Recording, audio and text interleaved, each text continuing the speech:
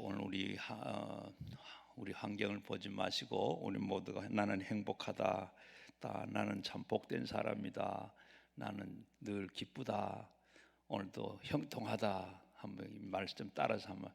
자, 나는 행복하다, 나는 기쁘다, 나는 즐겁다, 나는 형통하다, 나는 복된 사람이다. 예, 오늘 그렇게 될 줄로 믿습니다. 환경 보지 마시고 하나님 앞에 꼭 그렇게 하시면 그대로 됩니다. 옆에 분들한테 보고 복 많이 받은 사람입니다 하고 인사 한번 하십시오. 예, 예, 예, 여기 아무나 오는 데가 아니고 복 받은 사람들만 오는 데입니다. 이 세상에 제일 큰 복이 뭐죠? 예수 믿는 거. 그런 사람 잘 아시네. 예수 믿는 거, 하나님 믿는 거. 제일 큰 복은 하나님 믿는 게 복입니다. 제일 큰 복은 하나님 믿는 게 큰 복이고, 오늘 다 그 복 받은 분들만 오는 것이기 때문에 그렇게 인사를 한 겁니다. 미국이 1620년에 영국의 청교도들이 믿음을 지키기 위해서 믿음의 그 종교적인 자유를 찾아서 와서 거기에서 이주하고 건립한 나라가 바로 미국입니다.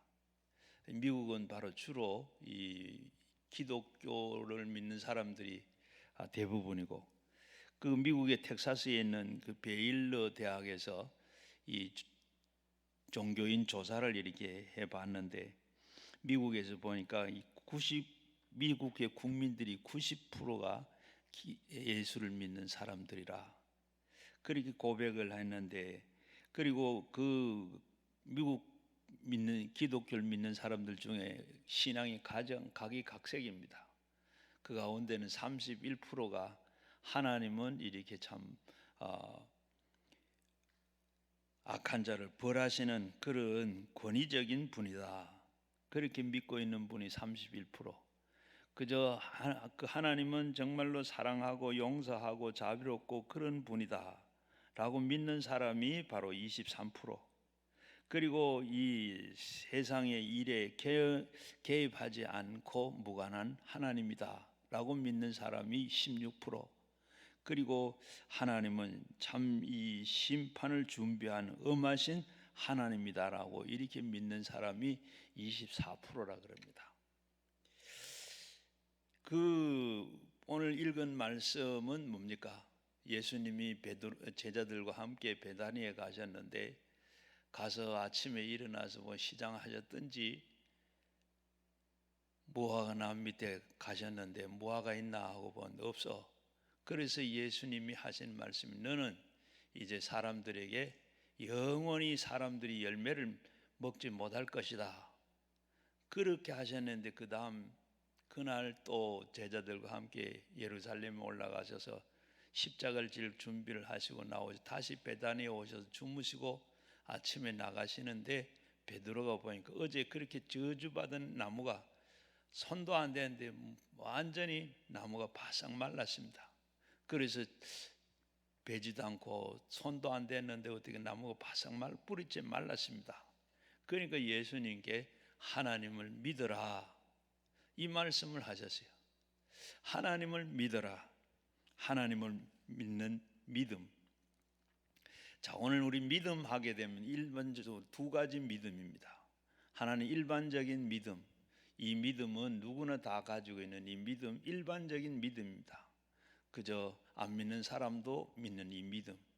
미국 가는 비행기를 타면 미국 간다 하는 것을 믿고 비행기를 타고, 그리고 콩을 심으면 콩이 난다, 물은 위에서부터 흘러내린다 하는 것을 이렇게 다 믿는 것이 일반적인 믿음입니다. 이 믿음이 있고, 그리고 특별한 믿음이 있어요. 특별한 믿음은 바로 인간이면서도 그 속에 하나님을 믿음을 믿는 믿음을 가지고 있어요. 오늘도 예수님께서 그 믿음을 가지라고 말씀을 하셨는데, 그 믿음은 사람 속에 하나님이 계신다, 그 하나님을 믿는 겁니다. 그 믿는데 그 하나님 믿으면 그저 이 땅에서 영이 잘 되고 범사가 잘 되고 또 뿐만 아니라 그리고 믿으면 천국을 간다. 이 믿음, 이것이 바로 특별한 믿음입니다. 하나님을 믿는 사람과 믿지 않는 사람, 이 두 가지인데 우리는 두 가지 다 믿는 사람입니다. 그런데 오늘 이 믿음, 성경에 보게 되면 이 믿음을 가진 사람과 가지 않고 성경의 위대한 기적들은 모두 다 하나님을 믿음을 받은 사람들에게 다 행한다고 했습니다. 바로 이 세계적인 전도자 무디가 믿음에 대해 이렇게 자기 얘기를 했어요.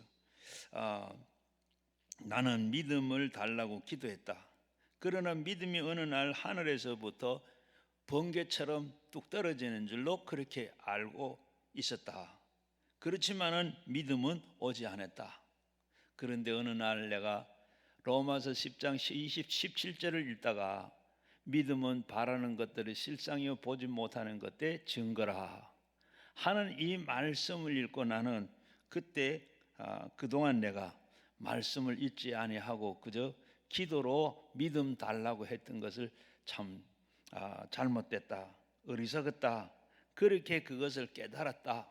그러면서 이제는 내가 성경을 읽고 성경 공부를 하는 가운데 믿음이 쭉쭉 자라가고 있다라고 이렇게 얘기를 했습니다. 유명한 학자이고 사무엘 존슨은 임종시에 이런 젊은이에게 이렇게 말을 했다고 합니다. 여보, 생전에 다소나마 세상에 알려진 사람이 마지막에 말을 귀담아 듣게. 그것은 바로 규칙적으로 성경을 읽고 살라는 것일세라고 말했다 그럽니다. 성경은 이렇게 하나님의 계시가 기록되어 있는 책입니다. 그 책을 그냥 읽고만 그냥 있는 게 아니라 그 말씀을 그저 체계적으로 이렇게 읽어야 믿음이 자란다고 하는 말씀입니다. 이 성경은 이 헬라어로 로고스라 그럽니다. 창세기부터 요한계시록까지 누구에게나 다 주는 이 말씀이 바로 로고스입니다. 이 로고스인 이 말씀이 내게 주는 말씀이 있어요. 다 일반적으로 창세기부터 요한계시록까지 다 이게 이 로고스라 그러는데 누구에게나 주는 이 한데 그 말씀 가운데 내게 주는 말씀을 바로 성령께서 오셔서 이걸 내게 주는 말씀을 바로 로고스라 그래요. 성경을 우리가 쭉 읽는데 그저 어제 읽었던 데는 아닌데 오늘 읽으니까 이 말 똑같은 말씀을 읽었는데 그 말씀이 오늘 내게 은혜가 되고 그 말씀이 내가 교훈이 되고 그 말씀이 내가 붙잡히게 되고 그 말씀 때문에 내가 잘못 살았구나 깨닫게 되는 그런 말씀이 바로 그 말씀을 우리 로고스라. 우리가 교회 오다가 보면 저 말씀 목사님 설교하면 저 말씀 오늘 우리 시어머니 와서 들어야 되는데 저 말씀 오늘 우리 남편이 들어야 되는데 아내가 들어야 되는데 이런 말씀이 바로 로고스란 말이에요. 성경 말씀을 그대로 그 말씀이 들려 내게 주는 말씀. 우리가 성경을 읽다가 아니면 설교를 듣다가 그러면서 이거는 지금 내게 주는 말씀, 내게 하는 말씀이다. 이렇게 오는 그 말씀을 로고스라 그래요. 그래서 미국의 이 스탠다드 석유 회사에서 그 중력이 이렇게 성경을 출애굽기 3장 2절을 읽는 가운데 아기를 더 이상 길들 수가 없어서 3개월째 되어서 아이를 이제 갈대 상자 안에 넣는 그런 과정이 나와요. 그저 이 모세의 어머니가 그 갈대를 꺾어서 그리고 상자를 만들고 그리고 거기에다가 이 역청을 바르고 칠을 하고 그리고 아이를 넣어서 나일강에 떼어보냈더라. 거기에 이 중력이 읽다가 역청하는 게 역청이 그게 눈에 딱 박힌 거예요. 그게 뭐야? 역청이 뭐죠? 바로 피치, 석유 원료입니다. 이 모세의 어머니가 쉽게 이리 역청을 구한 거 보면 그 고센 땅에 가면 역청이 많이 있겠구나. 그래가지고 빨리 그 지질학자를 찾아서 보내가지고 그리고 조사를 해봐라. 하니까 아닌 게 아니라 석유가 막 얼마나 많이 매장되어 있는지 그리고 거기에 석유 이 공장을 만들고 석유를 이제 캐내. 미국의 회사가 이 이집트에 가가지고 석유를 캐는 이 세계 굴지적인 이 스탠다드 석유 회사가 됐습니다. 이렇게 성경을 읽고 그 말씀이 내게 와서 부닥칠 때 어떤 부인이 집사님이 남편이 예수를 안 믿어 그래서 늘 기도하고 그런 어느 날 남편이 나 오늘 교회 갈게. 그 교회를 가자. 얼마나 좋은지. 좋은데 한편 생각나는 게 뭐예요? 오늘 가서 은혜를 받고 완전히 예수에 꼭 붙잡혀야 이게 되겠다. 꼭 생각하는데 오늘 목사님 무슨 말씀을 하실까? 걱정을 하면서 교회를 가세요.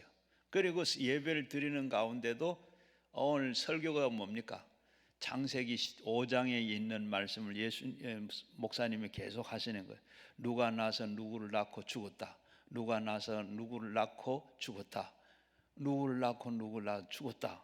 이 말씀만 계속 하니까 이 집사님은 아주 속에는 아주 걱정이 태산 같은 거예요. 오늘 왔다가 이제 오늘 계속 교회 다녀야 되는데 저 설교 들어가 은혜가 되겠냐. 그렇게 고민을 하고 하는데 예배가 다 끝났어요. 집으로 오면 조심스럽게 남편에게 물었습니다. 오늘 어땠어요? 이제 나 그래 물었어. 걱정을 하면 물었는데 이 남편이 하는 말이 나 이제 예수 믿기로 했어요. 얼마나 좋은지. 왜 어째서요? 그러니까 그래 사람이 나서 낳고 죽고 나서 죽고 나서 죽고 다 사람들은 나서 살다가 죽더라. 낳고 죽더라. 그런데 나도 역시 마찬가지 죽을 건데 이장 죽을 거 그냥 예수는 잘 믿다고 죽으려고 그렇게 결정을 했어. 할렐루야. 바로 이렇게 돼. 이게 바로 레마입니다. 그 부인은 그렇게 했더니 그게 하나도 은혜가 안 되는데 남편은 그 말씀이 낳고 죽고 그게 은혜가 돼서 그래 나도 그렇게 살아야 되겠다. 이게 레마예요. 이렇게 우리 성경이 우리에게 내게 와 닿아서 이렇게 돼. 그러면 우리 성령께서 그렇게 이 오시면 성령께서 이 중간에 이렇게 우리 로고스가 레마가 되도록 우리 마음 속에 오셔서 역사를 하게 되는 겁니다. 우리가 먹는 모든 음식에 소금이 늘 들어가는 것처럼 우리가 사는 데 있어서 믿음이라는 걸 꼭 이렇게 들어갑니다. 모든 일에 항상 모든 것은 인간적으로 안정적으로 이해할 수 있도록 마음에 믿음을 활용하고 있습니다. 그렇다 그러면 우리는 그 믿음에 관하여 어느 정도 알고 있느냐? 자, 우리가 믿음은 누가 주는 건가? 믿음은 누가 줘요? 믿음이라는 것은 누가 주는 것인가? 이 질문을 해본 일이 있습니까? 로마서 12장 3절 말씀에 보면 내가 내게 주신 은혜로 말미암아 너희 각 사람에게 말하노니 마땅히 생각할 그 이상의 생각을 품지 말고 오직 하나님께서 각 사람에게 나누어 주신 믿음의 분량대로 지혜롭게 생각해라. 우리 마음대로 생각하지 아니하고 하나님께서 주신 그 믿음의 분량대로 우리에게 믿음이 분량이 있습니다. 우리 달란트 비유에서 5달란트, 2달란트, 1달란트 준 것처럼 우리 각 사람에게 믿음을 주셨는데 믿음의 그 분량이 있어요. 분량이 있는데 그 믿음으로 바로 그 분량이 있는데 에베소서 2장 8절에 보면 너희가 그 은혜를 위하여 믿음으로 말미암아 구원을 받았으니 그것이 곧 너희에게 난 것이 아니요 하나님의 선물이라. 믿음은 하나님께서 우리에게 주신 믿음의 선물입니다. 하나님께서 우리에게 믿음이 우리에게 나는 것이 아니고 하나님께서 주시는 선물이라. 그래서 목회를 하다가 교인들한테 그런 상담도 받고 교인들이 그런 얘기를 목사님 나는 믿음이 전혀 없는데 믿음 내가 좀 키우면 어떻게 믿음 좀 키울 수 있는 거 길이 없겠습니까? 그렇게 상담을 하는데 어떻게 해요? 믿음은 키우는 것 그게 우리의 믿음은 있긴 했는데 믿음이 너무 적다고 생각하는 분들 오늘도 말씀을 드리겠는데 미국의 이 골드 메리온이 받은 그 마이크 메어슨이 그 천성적으로 이 사람은 우울한 이걸 천성적으로 우울한 성격을 타고났어요. 우울한 그런 기질을 가지고 태어나서 그는 어릴 때부터 우울증에 시달리기도 하고 그리고 삶의 해이를 느끼기도 했습니다.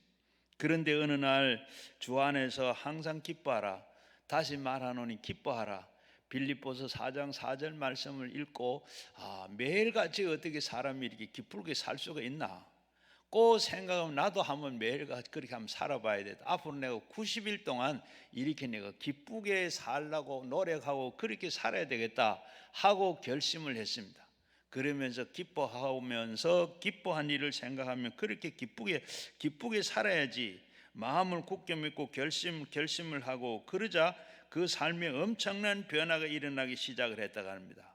90일 동안 이렇게 결심을 하고 그렇게 우울증하고 날 때부터 그런 우울에 가까운 이런 기질을 타고난 이 사람이 그렇게 90일 동안 나도 기쁘게 살아봐야지 하고 이렇게 살다가 보니까 놀라운 일이 일어났네. 살다가 보니까 기뻐하라는 그 말뿐만 아니라 쉬지 말고 기도해라, 범사에 감사해라, 끝까지 이렇게 다 말씀이 적응을 하면서 훌륭한 이 삶을 살았다고 합니다.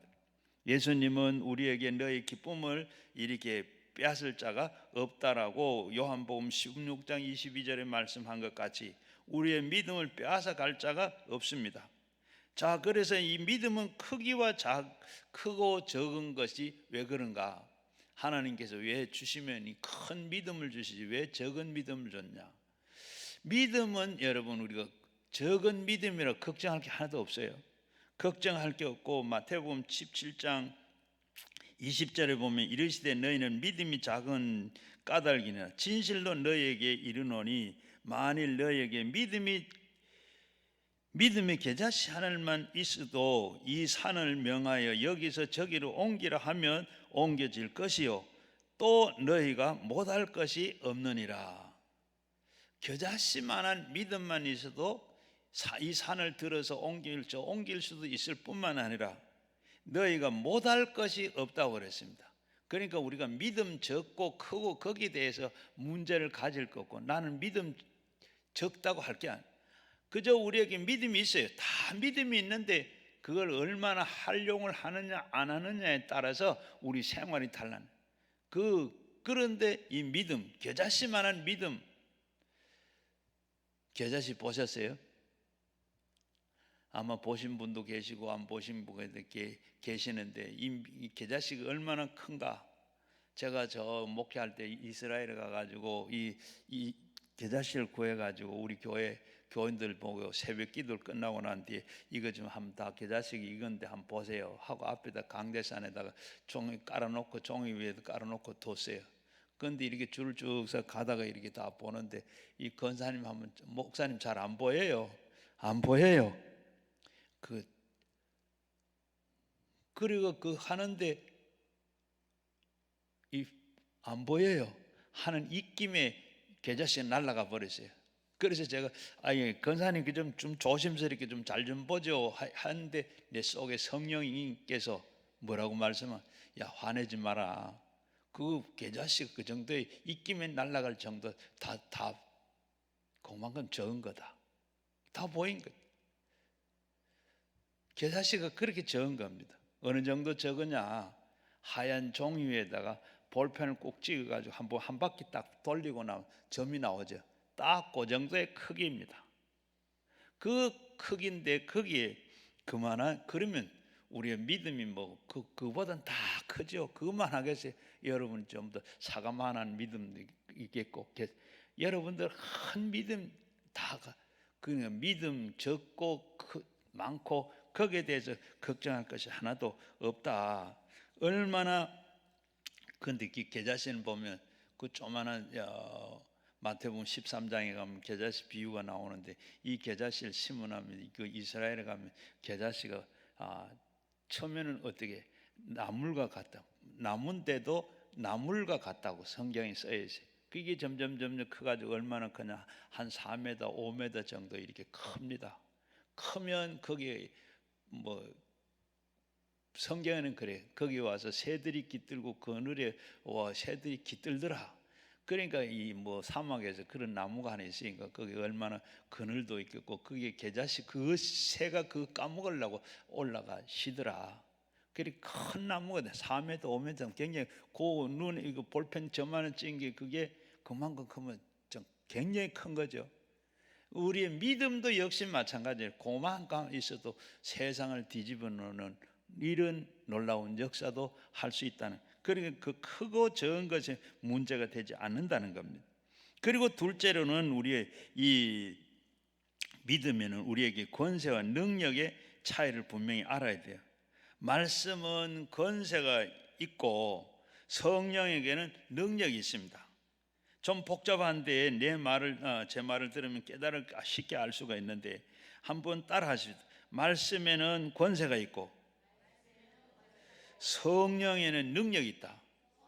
우리가 성경을 보다 보면 능력, 권세 뭐 이런 이야기 하는데 거기 보면 말씀에는 권세가 있고 성령은 능력이 있어요. 성령의 능력이 뭐냐? 바로 사도행전 1장 18절에 보면 오직 성령이 너에게 임하시면 권능을 받고 능력을 받고 하는 그 말씀인데, 그리고 이 말씀의 권세는 뭐예요? 성경 말씀 창세기 1장에 보게 되면 하나님께서 태초에 천지를 창조하셨느니라. 그리고 그 다음에 하나님께서 이 우주가 있어라, 땅이 있어라. 하나님은 말씀만 하니까 이렇게 말씀만 하니까 그대로 생긴 이 권세입니다. 권세, 말씀의 권세. 이게 이 성경에는 권세가 있고 그리고 성령에는 권능이 있고 능력이 있고. 그런데 힘 있는 큰 덤프트럭이 건축 자재를 싣고 그냥 모래를 한 차 싣고 막 힘있게 막 길을 달립니다. 땅이 꺼질 것 같아, 길이 내려할 것 같고 그러면서 힘이 있습니다. 그렇게 달리는데 그 앞에서 조그마한 왜소한 경찰관이 모자를 쓰고 호각을 확 불면서 손을 쭉 내밀면 어떻게 옆에 차가 촉 서죠. 털컥 섭니다. 이게 바로 덤프트럭에는 힘이 있고 경찰관은 뭐가 있어요? 권세가 있습니다. 권세로 바로 차를 세우고 다 하는 것처럼 성경 말씀은 권세가 있고 성령은 능력이 있다. 예, 그래서 능력은 성령이 가지고 계시는데 그러나 이 능력으로 하나님은 일하십니다. 그리고 이 권세와 능력, 여기 보면 권세를 사용하는 하나님은 이 능력인 성령의 권세를 따라서 창조되었고 창조의 역사를 할 때 말을 권세 있게 했다는 것. 권세 있는 사람은 말을 더듬더듬 하거나 벌벌 떨어서 안 해야 됩니다. 권세 있는 말씀은 하나님께서 창세기 1장에 보게 되면 하나님께서 천지를 창조해 있으라 하니까 다 있었더라. 요한복음 11장에 보게 되면 죽은 자 나사로를 썩은 냄새가 나는데 예수님이 그 무덤에 가셔서 돌문을 열어라 꼭 얘기하니까 돌문을 열어놓으니까 예수님께서 뭐라 그랬어요? 나사로야 나오너라. 죽은 나사로가 나흘째 되는데도 이렇게 나사로가 살아서 나왔습니다. 누가복음 7장에도 보면 예수님과 제자들이 나인성을 이렇게 가는데 거기에 상여를 메고 나오는 상여가 하나 있어요. 거기에는 나인성 이 과부의 아들이 지금 죽어서 메고 나온 장사로 가는 중. 그 가운데 저 뒤에는 또 그 나인성 과부가 지금 울면서 따라오고 있고, 그래서 예수님께서 여기 멈춰라. 그리고 멈춰 내려나왔는데 거기에 예수님께서 뭐라 그래요? 다른 말 하는 청년아 일어나라. 청년아 일어나라 하니까 바로 관 속에 있던 아들이 뻘떡 일어나 나왔습니다. 메고 가선 사람들은 모두 다 기절 초풍을 했죠. 그리고 마가복음 5장에도 보게 되면 회장장 야이로의 딸이 죽어간다고 예수님께 찾아왔습니다. 야이로가 찾아와서 내 딸이 죽어가는데 좀 고쳐주세요 하니까 예수님 그래 가자 하고 집으로 가는 동안에 죽어버렸어요. 사람이 와서 예수님 이제 더 이상 괴롭히지 말고 죽었습니다. 그러니까 예수님께서 염려하지 말고 그저 믿기만 해라 하고 갔는데 집에 가니까 울고 난리가 났습니다. 그때 이 예수님이 들어가셔서 거기 가니까 그저 죽은 것이 아니고 잔다고 그러시면서 거기에 이 사두개인들과 그리고 바리새인들이 여기 좀 무슨 지금 뭐 왔다고 여기 왔느냐 하고 비웃고 그러했는데 예수님께서는 그 다 울지 마라 다 돌려보내면서 그리고서 예수님 방에 들어가서 달리다굼 소녀야 일어나라 손을 잡고 이러니까 죽었던 이 야이로의 딸이 살아났습니다. 얼마나 권세의 그 능력이 있는 말입니까? 그런데 하나님께서는 영적인 세계를 다스리는 하나님의 권세가 있기 때문에 이 권세를 하나님께서는 우리 각자에게도 하나님께서 예수 믿을 때 준 줄로 믿습니다. 예수님께서 제자들을 다 12명을 또 뽑아놔 놓고도 그들에게 다 예수님께서 병 고치시고 그리고 귀신을 쫓아내고 복음을 전하라고 권세를 주었어요. 그리고 또 그 다음에 70인 전도대를 이렇게 다 조직해가지고 2사람씩 전도를 하러 보내고 난 다음에 이들이 돌아와서 이들에게도 마찬가지로 권세를 주었습니다. 권세를 주고 그리고 이 70인 전도대가 돌아와 전도 보고를 하는 것, 이 누가복음 10장 17절 이하에 나오는데 그때 그 70인 전도대들이 전도 보고를 돌아와서 뭐라고 말합니까? 우리가 예수 이름만 댔더니 귀신이 벌벌 떱디다. 그러니까 예수님 나도 봤다. 하늘에서 천사가 이 사탄이 별 떨어지는 것처럼 나는 보았다. 그렇게 예수님이 하면서 내가 너희를 다 뱀과 정갈을 밟으며 원수를 모든 능력을 제어할 수 있는 권능을 너에게 주었다. 그 말씀처럼 하나님께서 우리에게도 각각 이 권능을 주신 줄로 믿습니다. 한번 따라 하십시오. 나는 내가 뱀과 정갈을 밟으며 원수들의 모든 능력을 제어할 권세를 우리에게 주었다. 이 권능이라는 말은 바로 권세입니다. 우리가 이 너희를 해칠 자가 결코 없으리라. 제가 말한 것이 아니고 성경이 여러분들이 이렇게 주셨는데 하나님께서 여러분은 권세를 주셨는데 그 권세를 가진 여러분들에게 해칠 자가 성경은 없다고 말씀을 했습니다. 주님은 여러분에게 권세를 주셨는데 하나님이 주신 이 권세를 빼앗을 자가 없다고 그랬습니다. 주께서는 귀신들이 이렇게 항복하는 것이 항상 기뻐하지 말고 너희 이름이 하늘나라에 기록된 것을 기뻐하라고 말씀하셨습니다. 여러분이 이렇게 권세 가진 거 그거 가지고 기뻐하고 귀신을 쫓아내고 병자를 고치고 하는 것을 기뻐하지 말고 여러분이 이름이 하늘나라의 책에 기록된 것을 기뻐하라 그랬습니다. 왜? 마지막에 이 이름 때문에 여러분 천국에 가는 거예요. 그러니까 그 이름이 거기에 되어 있는 게 이게 복받은 것이고 그것을 가지고 하나님 앞 나라 갈 수 있었다는 거, 천국을 갈 수 있다는 이거 생각하면서 기뻐해라. 자, 우리 여러분들은 다 이 권세를 주셨는데 하나님이 주신 이 권세를 빼앗길 자가 없고 또 그리고 이 권세는 하나님께로부터 난 겁니다. 이 권세는 하나님으로부터 나지 않으면 없나니 모든 권세는 다 하나님께서 정하신 바라. 하나님께서 정하시고 하나님께서 이 권세를 우리에게 선물로 주신 겁니다. 그러나 이 권세는 하나님이 주신 권세이기 때문에 여러분에게 주어진 거예요. 그래서 사용만 하면 되는 겁니다. 능력은 바로 물리적인 그런 힘이요 육체적인 힘을 말하는 거죠. 바로 성도들은 하나님의 권세가 주어졌습니다. 말씀과 권세는 담대하게 명령만 하면 하나님께서 성령으로 창조하신 능력을 따라 나서 역사하게 되는 겁니다. 요한복음 5장 12절 말씀에 보면 영접하는 자 곧 그 이름을 믿는 자에게는 하나님의 자녀가 되는 권세를 주셨느니라. 여러분은 예수님의 구주로 영접하면 아멘 하시기 바랍니다. 권세가 있는 자들인 것입니다. 여러분들은 다 권세가 있어요. 하나님께서 역사하신 바를 알고 그대로 믿고 명령만 하면 되는 겁니다.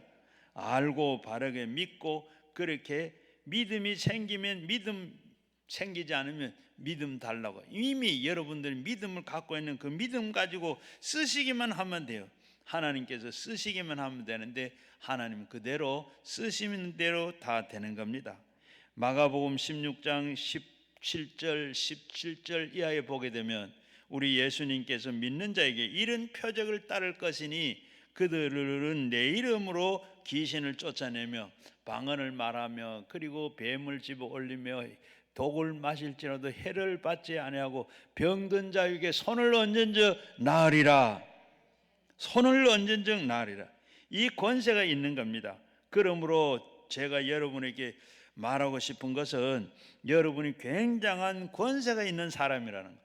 여러분 한 분 한 분마다 여러분에게는 그저 눈에 보이지도 않고 하지만은 손에 쥔 것도 없지만은 그러나 여러분들에게는 하나님의 권세를 주셔서 하나님의 권세를 가진 대단한 분이시다는 것, 오늘 다 믿으면 아멘 하시길 바랍니다. 내게는 보면 아무것도 똑같은 사람 같은데 그러나 내게는 하나님께서 특별한 권세를 우리에게 다 주셨습니다. 이 권세를 주셨는데 이걸 가지고 쓰기만 하면 돼요. 쓰기만 하면 됩니다.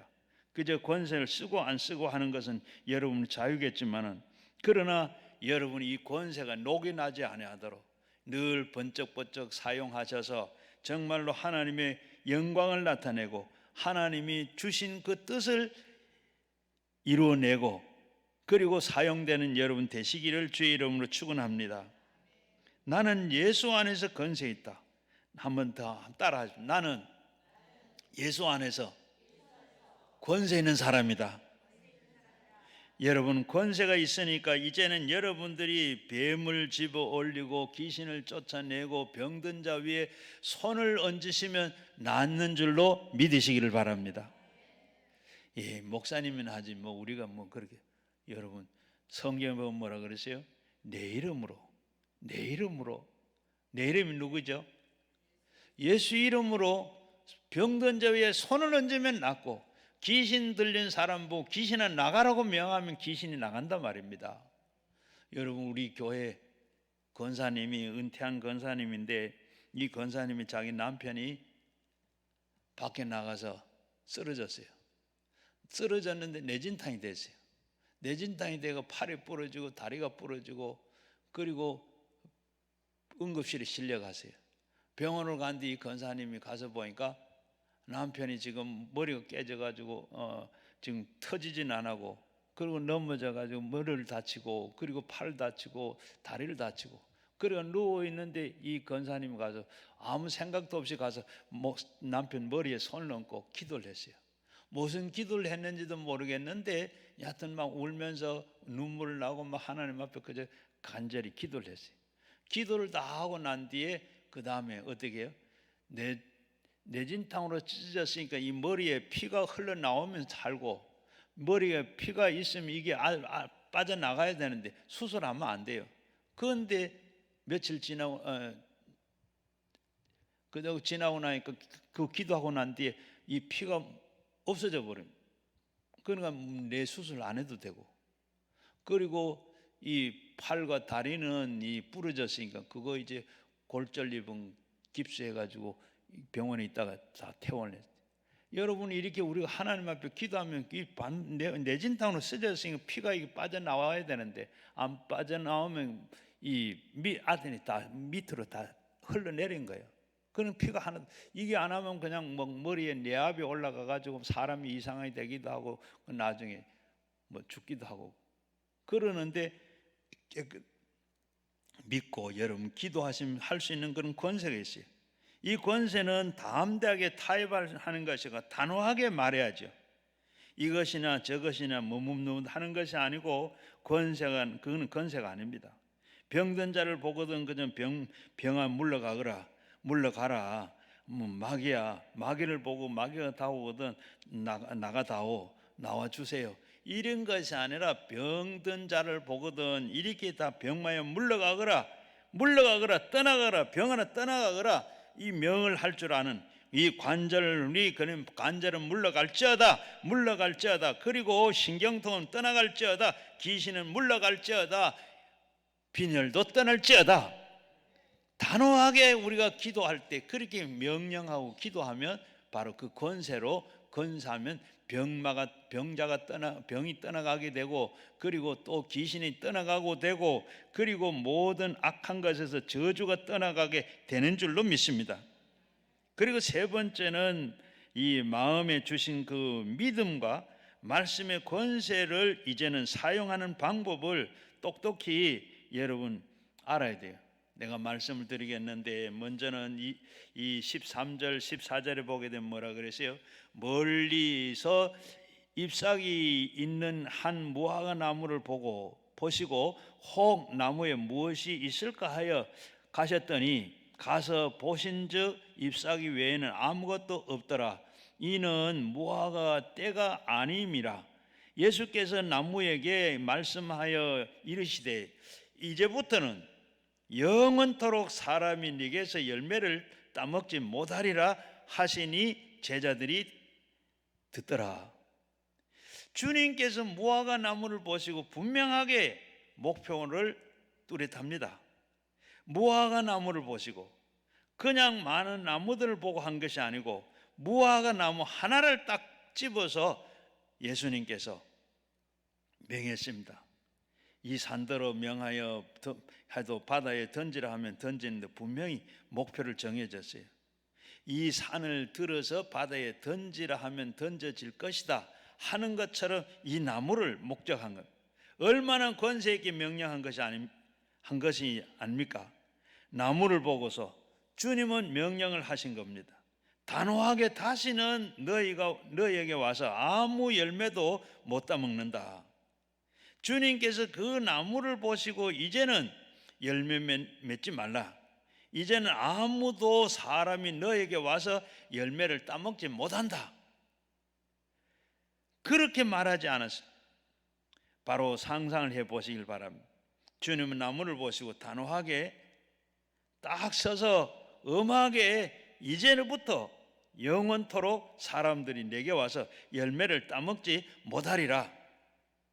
제자들을 보시고 그리고 뭐라고 생각했어요? 제자들이 그 나무를 보고 하면 예수님 저렇게 시간이 많나? 왜 저렇게 나무를 보고 저랬을까? 그렇게 호통을 칠까 생각을 했는데, 그러나 이것은 권세를 사용한 방법인 것입니다.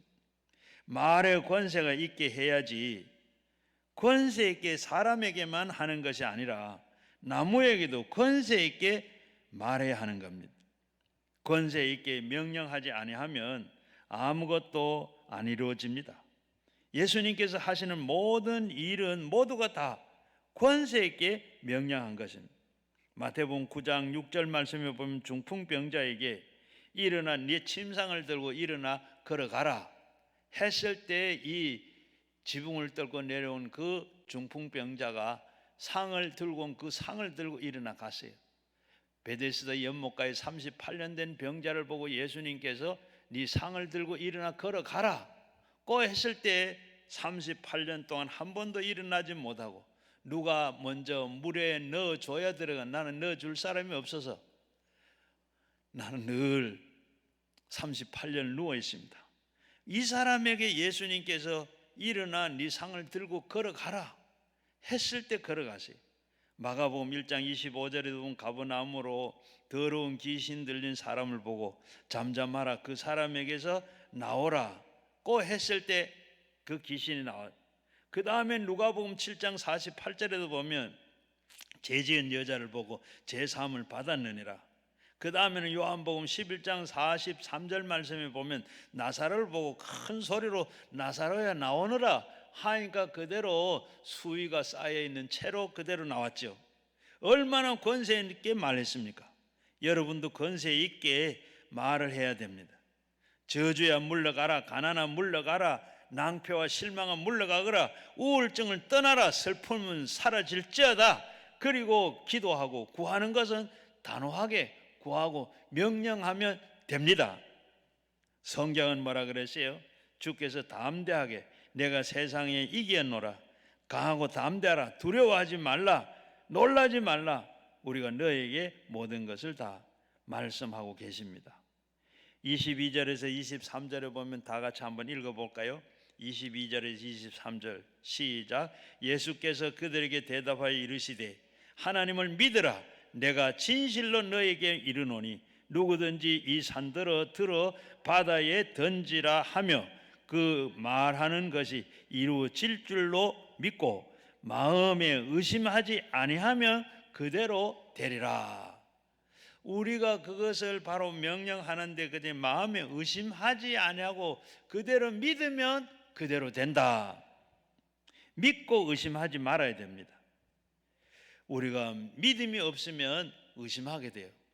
믿음이 들어오면 의심이 하지 않게 됩니다. 긍정적인 입술로 명령과 그걸 고백을 계속합니다. 명령이 내려야 되지요. 명령은 입술에서 단호하게 한번 명령해서 안 되면 어떻게 해요? 포기할 것이 아니고 2번, 3번, 4번 계속해서 될 때까지 마귀야 나가라고 해야 돼요. 그러면 나갑니다. 한번 명령해서 안 된다고 해서 물러나면 안 되고 나가라 해서 안 나가면 계속해서 나가라고 긍정적으로 계속적으로 말을 해야 됩니다. 하나님은 얼마나 우리에게 긍정적으로 이렇게 하라고 말씀을 합니까?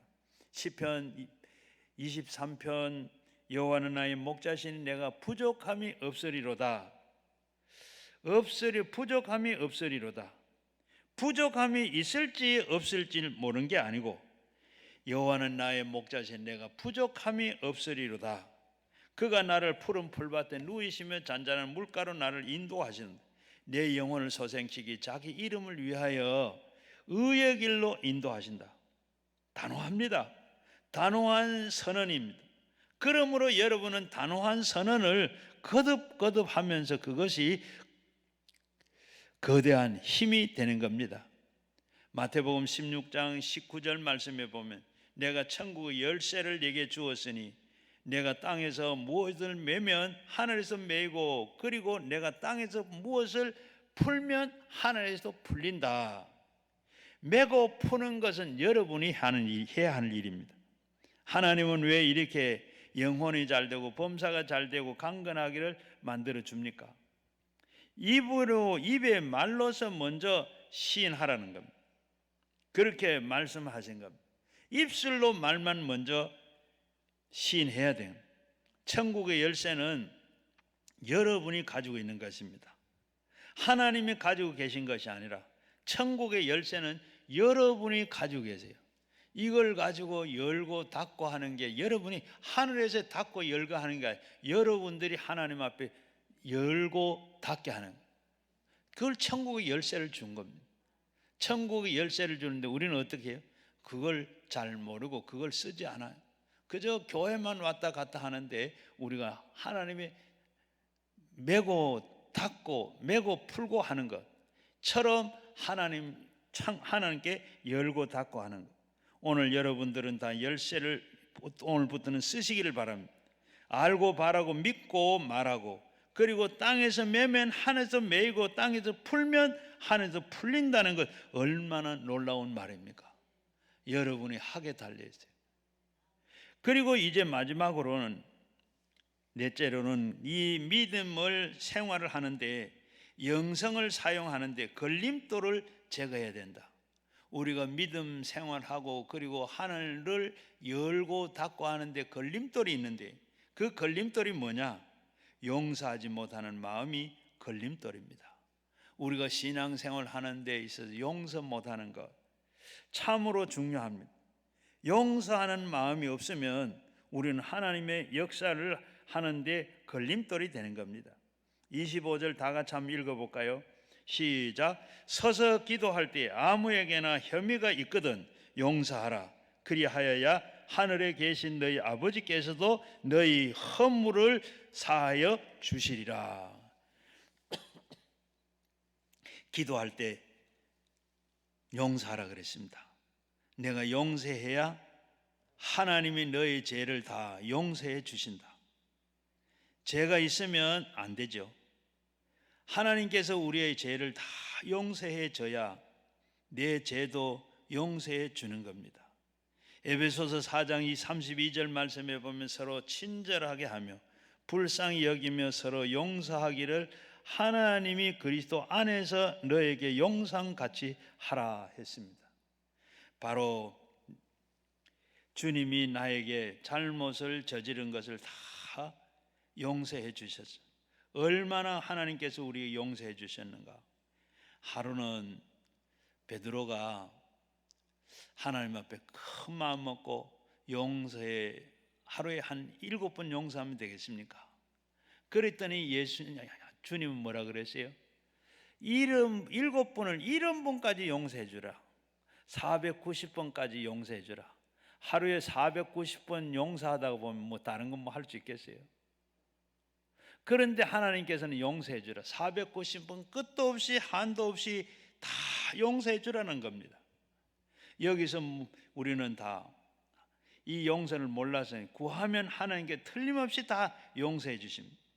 느헤미야 9장 17절에 보면 주께서는 용서하시는 하나님이시라. 은혜로우시며 긍휼히 여기시며 더디 노하시며 인자를 풍성하심으로 그들을 버리지 아니하셨느니라고 했습니다. 요한 1서 1장 9절 말씀에 만일 우리가 우리의 죄를 자백하면 그는 미쁘시고 의로우사 우리의 죄를 사하시며 우리의 모든 불의에서 우리를 깨끗하게 하시니라. 하나님은 우리가 용서하면 모든 것 다 용서해 주십니다. 예수님은 십자가에서 우리의 죄를 다 대신 받아서 벌을 받으시고 몸을 찢으시고 피를 청산하시기 때문에 회개만 하면 다 용서받습니다. 그러니 우리는 회개하고 하나님께 용서를 다 받을 수 있습니다. 너희는 죄를 지은 자도 다 용서해 주라. 미국의 윌턴 워트만이 말년에 참 질병으로 이 고생을 했습니다. 그래서 병원을 가는 그 의사가 이런 말을 해요. 나는 병원에서 30년 의사로 생활했는데 그동안에 수많은 환자들에게 처방을 해왔는데 아픈 사람이 가장 좋은 처방을 한 것은 사랑이라는 것을 깨달았습니다. 위트만도 그렇게 같이 맞다고 하면서 그렇게 사랑이란 것, 약이 듣지 아니하면 어떻게 합니까? 사랑 처방인 것 중에 사랑을 제일 잘한 처방이라고 생각했는데 그 처방을 했는데 한 번 했는데 안 들으면 어떻게 합니까? 그때는 그 의사가 위트만에게 이렇게 얘기를 합니다. 한 봉지에서 안 들으면 두 봉지하고 두 봉지 보내서 안 되면 세 봉지하고 세 봉지에서 안 되면 10봉지라도 해서 그때 이 위트만은 가슴이 뜨끔했습니다. 그러니까 사랑은 하되 끝까지 사랑하라는 겁니다. 하나님께서 마음을 주신 그 믿음과 말씀의 권능은 우리에게 통해서 나타나기 위해서는 믿음의 걸림돌이 되는 것을 제거해야 돼요. 가장 먼저 할 것이 뭐냐? 용서라는 것. 사랑을 가져야 됩니다. 히브리서 8장 12절 말씀에 내가 너에게 불의를 긍휼히 여기고 그들의 죄를 다시 기억지도 아니하시리라고 하셨습니다. 주님께서 우리의 죄와 그 불의를 용서하시면 다시는 기억도 하지. 우리가 회개를 하면 잘못했다 그러면 한번 그것은 용서를 다 해주실 뿐만 아니라 기억도 하지 않는다 그랬습니다. 이 폴 투리니는 바로 이 스위스의 심리학자이고 정신과 의사입니다. 그런데 이 폴 투리니의 그 치유라는 그 책에 자기가 쓴 그 책에 임상이 이렇게 실려 있어요. 그런데 이 임상이 실려 있는데 악성 빈혈을 갖고 있는 한 여인이 무려 반년 동안을 이렇게 치료를 했는데 오면 가면서 치료를 했는데 치료가 되지 않고 날이 갈수록 더 악해져 가요. 그래서 이제는 더 이상 왔다 갔다 치료할 게 아니고 입원을 해가 집중적으로 치료를 해야 되겠다 하고 어느 날 이렇게 병원에 오세요. 그에 오겠습니다 하고 했는데 날짜가 된 오지를 않아. 그리고 일주일 뒤에 얼굴이 환해져 가지고 그렇게 왔어요. 그래서 깜짝 놀라면서 빈혈 검사를 했습니다. 하니까 빈혈이 악성 빈혈이었는데 깨끗하게 없어져 버렸어요. 그래서 깜짝 놀라면서 6개월 동안은 그렇게 치료를 해도 낫지 않았는데 어떻게 해서 한 주간에 이렇게 완전히 악성 빈혈에서 깨끗하게 고쳐졌습니까? 무슨 일이 있었습니까? 하고 물었어요.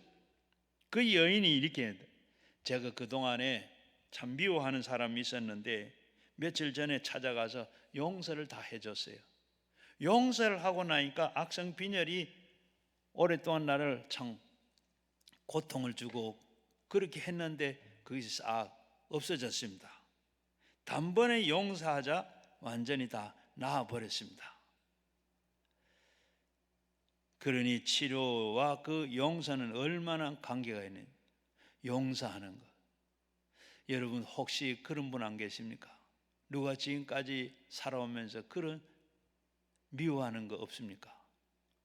제가 교회 부임을 해가지고 다 전체 신방을 다 했어요.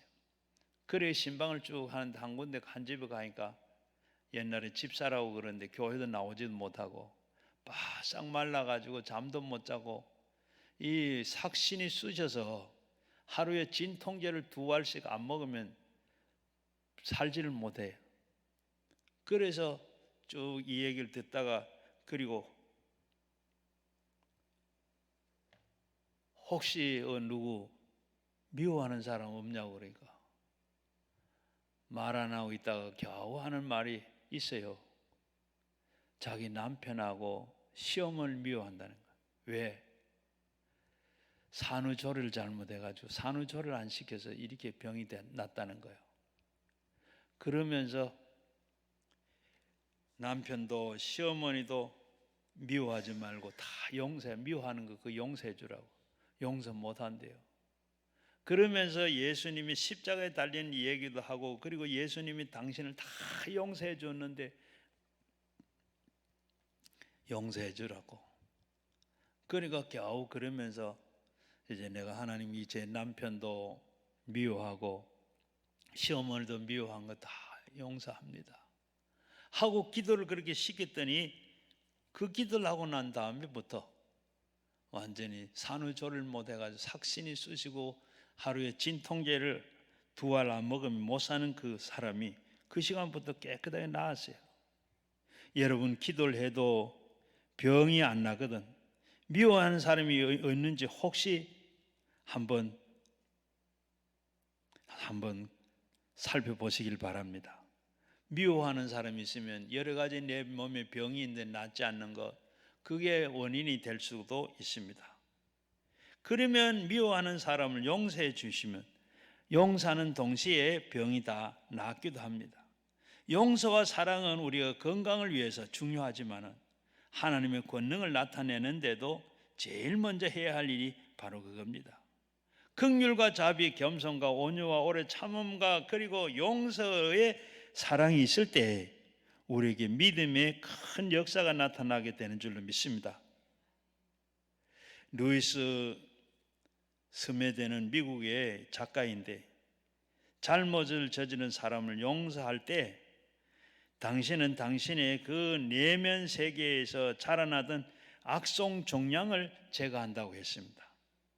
내가 남의 죄를 용서해 주었는데 그 용서한 만큼 내 몸 안에 자라던 종양이 잘라내는 것과 같습니다. 죄수 한 명을 해방시켜 주었는가 하면 그 죄수가 바로 당신 자신이라는 것을 말하고 있습니다.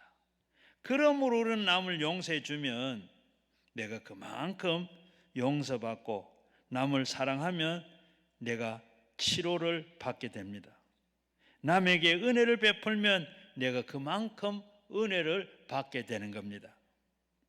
겨자씨 하나만 믿음이 태산을 옮기는 힘이 있다 그랬습니다. 여러분 바로 예수 그리스도를 구주로 믿는 사람은 겨자씨 하나만한 그 믿음을 다 가지고 있습니다. 왜냐하면 믿음은 들음에서 나오고 들음은 그 말씀으로 말미암는다. 오늘 우리가 예배를 드리고 하나님의 말씀을 들었습니다. 그 말씀이 들어서 그러므로 말씀이 들어가서 믿음을 만들어내는 줄로 믿습니다. 우리가 음식을 먹어서 영양분으로 바로 되는 것처럼 양분을 만들어내듯이 우리의 믿음이 들어가면 그렇게 들어간 믿음이 만들어지는 줄로 믿습니다. 성경을 보고 읽어도 설교를 듣든 말든 듣든지 안 듣든지 믿음이 생겨나요. 들으면 믿음이 생겨납니다. 그 믿음이 안 생겨나거든 겨자씨만한 하나의 믿음만 있어도 충분하게 되는 겁니다. 겨자씨 하나만한 그 믿음이 있으면 태산을 옮긴다고 그랬어요. 태산 같은 슬픔도 우울증도 그리고 고통도 질병도 염려도 근심도 불안도 초조도 절망도 좌절도 공황장애도 정신적인 장애가 다 사라지게 되는 줄로 믿습니다. 어떻게 물러갑니까? 내가 권세가 있다는 것을 알고 그 권세를 사용하면 돼요. 내가 지금 짐이 되고 나를 피곤하게 하고 나를 힘들게 하는 그런 모든 것을 저주야 물러가라. 모든 병에서 다 떠나라. 병은 떠나라. 내가 근심, 걱정, 불안, 초조, 정신적으로 오는 이 모든 것도 떠나라. 공황장애까지 우울한 것도 떠나라. 우울한 것도 떠나라. 그리고 내가 기쁨을 떠나면 어떻게 돼? 기쁨이 충만하고 항상 기뻐하고 쉬지 말고 기도하고 범사하고 감사하고 성령 충만하게 살게 되는 줄로 믿습니다. 여러분 그 권세 사용하셔서 믿음으로 승리하셔서 여러분의 모든 삶이 형통하고 복된 삶이 되기를 주의 이름으로 축원합니다. 믿고 마음에 의심하지 아니하면 그대로 되리라 고 했는데 그대로 되기를 주의 이름으로 축원합니다. 우리 다 같이 기도하겠습니다. 우리가 말씀을 생각하면 가지고 나온 기도 제목으로 우리 주의 삼창하시고 함께 우리 같이 기도합니다. 주여